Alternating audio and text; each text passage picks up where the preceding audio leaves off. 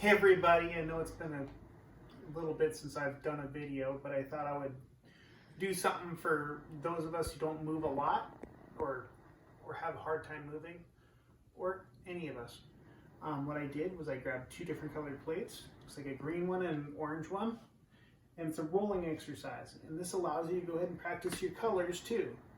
So I can ask my son who's videotaping, when I lay down, to go ahead and say a color, and then I'll roll to it and touch it. And then we'll just go back and forth maybe 10 times. Okay. Green. Green. Orange. Orange. Orange. Orange. Orange. Orange.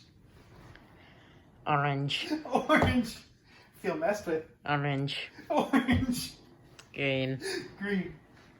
Orange. Orange. Green. Green. Green. Oh, green.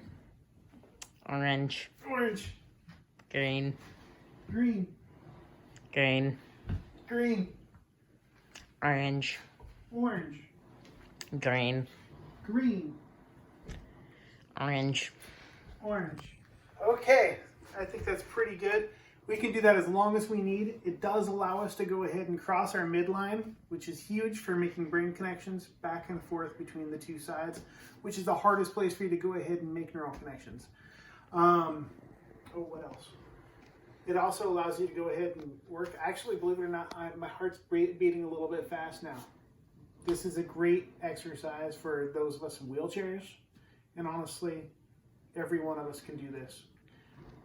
Also allows us to go ahead and practice patterns, and that's huge in brain development. Thank you so much. I hope you like and subscribe. Thank you. Bye.